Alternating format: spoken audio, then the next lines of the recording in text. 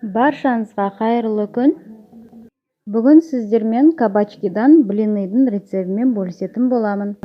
Барлық қажетті заттарды описание бөліміне жазып қоятын боламын. Видеода көріп тұрғандарыңыздай, ең алдымен кабачкиімізді теркадан өткізіп алатын боламыз. Достар, менің каналыма тіркеліп қоюды ұмытпаңыздар. Сіздерді әр елдің тағамдарының рецебімен бөлісетін боламын. Үккіштен өткізіп болғаннан соң, үстіне тұзымызды салып, басқа ыдысқа суын сығып салып алатын боламыз видеодағыдай. Және де оның үстіне жұмыртқаларымызды салып шығамыз.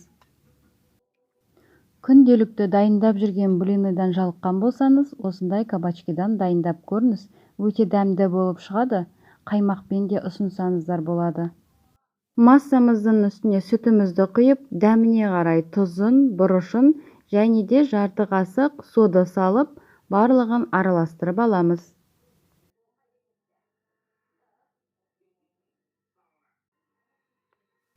Келесі кезекте ұнымызды електен өткізіп, үстіне қосамыз. Жартысын қосып, жартысын алып қойыңыздар. Араластырып болғаннан соң, тағы да қалғанын салып шығатын боламыз.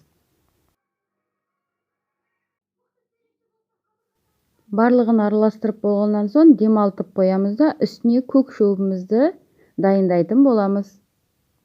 Көк шөптен менде ақ желкен, сіздер өз қалауларыңызды салсаңыздар болады.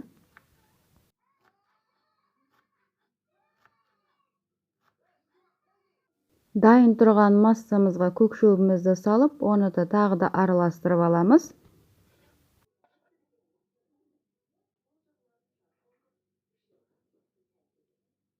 Массамызды араластырып болғаннан соң, үстіне 2 ас қасық сұйық май құямыз.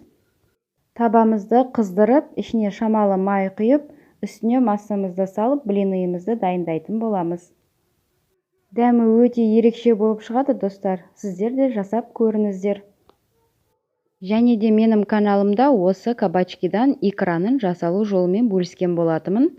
Көрсеңіздер болады. Орташа отқа қойып, екі жақ беті қызарғанша пісіріп дайындап алатын боламыз.